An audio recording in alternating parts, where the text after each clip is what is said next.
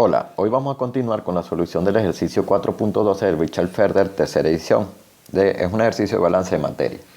En la primera parte se trazó y se marcó el diagrama de flujo. En esta segunda parte vamos a hacer el conteo o el análisis de los grados de libertad.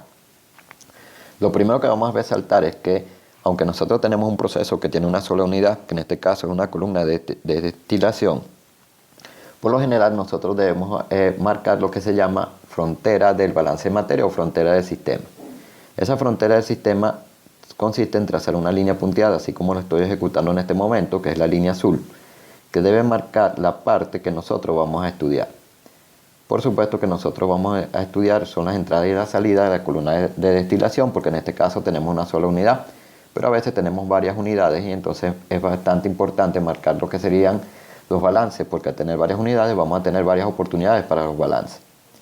Ahora, en lo que compete al análisis de los grados de libertad, ya en el ejercicio número 1 nosotros propusimos llenar esta tabla que aparece acá, donde vamos a ir identificando cada una de las partes. Por ejemplo, lo que es F van a ser los flujos que generalmente yo llamo flujos principales. En este caso, los flujos principales van a ser F1, F2 y F3. Tenemos tres flujos principales en la columna de destilación.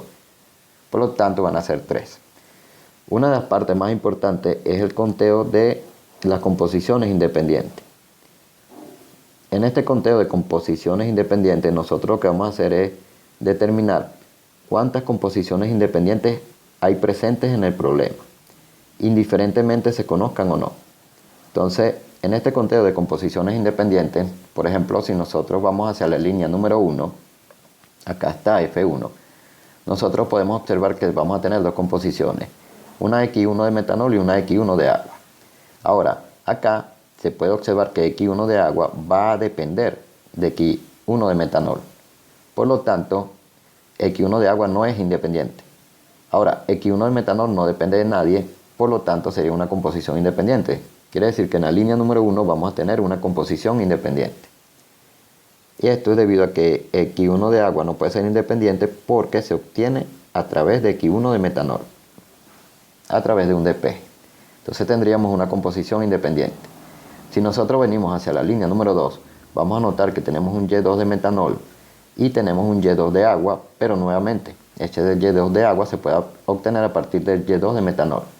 Por lo tanto, este Y2 de agua no es independiente y el Y2 de metanol sí lo es.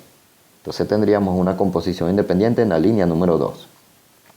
En lo que compete a la línea número 3, también vamos a tener un X3 de metanol y un X3 de agua. Ahora, este X3 de agua, y aquí hay un punto importante, debemos recordar que no hay especies que son independientes o compuestos especiales que son independientes, no.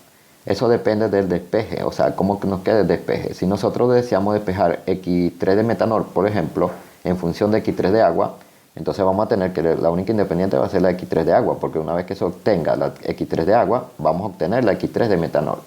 Eso quiere decir que en la línea número 3, independientemente si sea X3 de metanol o si sea X3 de agua, vamos a tener una sola composición independiente.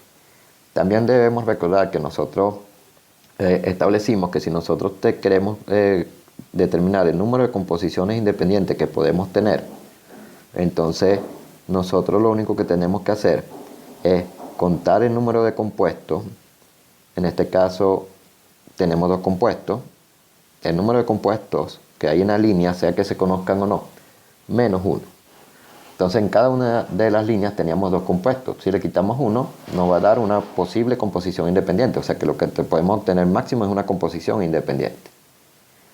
La B va a representar lo que son las variables, el número de variables. Y se va a obtener simplemente de la sumatoria del flujo de los flujos más la composición independiente. En este caso acá tendríamos 3 composiciones independientes. Al sumarlo con los flujos vamos a obtener 6 variables.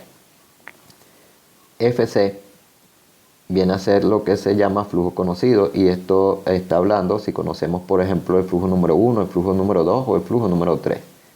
Acá en este caso conocemos tanto el valor de F1 como de F2. Perdón. Entonces tendríamos dos flujos conocidos. Las composiciones independientes conocidas. Venimos a hacer diagrama y nosotros establecimos que, por ejemplo, la composición independiente aquí era X1M, se conoce. O sea, que tendríamos una composición independiente conocida. En F2, la composición independiente es Y2M y se conoce. Entonces tendríamos dos composiciones independientes conocidas y aquí no conocemos a nadie. Por lo tanto, tendríamos dos composiciones independientes conocidas.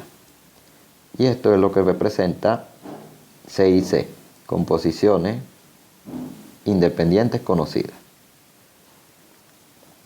Ahora, lo siguiente sería el número de balances independientes. El número de balances independientes es bastante sencillo, porque lo único que hay que hacer es contar el número de sustancias diferentes que hay involucradas en el balance. En este caso, las sustancias diferentes que tenemos involucradas son dos, que son el metanol y el agua. Por lo tanto, tendríamos dos balances independientes. Lo que se conoce como relación adicional es cualquier otro dato que se tenga, sobre todo entre las F1, F2, F3, pero en realidad acá no se conoce ningún otro dato. Ahora, lo que se llama ecuación independiente es la suma del flujo conocido, composición independiente conocida y balance independiente. Tendríamos un valor de 6. Los grados de libertad se obtienen, que vendrían a ser GL, grados de libertad.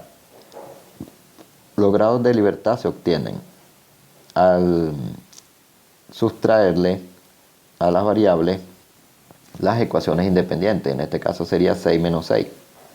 Y esto nos va a dar 0. El 0 lo que quiere decir es que el problema está totalmente especificado y tiene se puede solucionar o tiene una solución. Entonces el problema tiene solución. O el problema se puede solucionar por completo, porque que no dé 0 no quiere decir que no se pueda solucionar una parte del problema. Entonces el problema se puede solucionar por completo.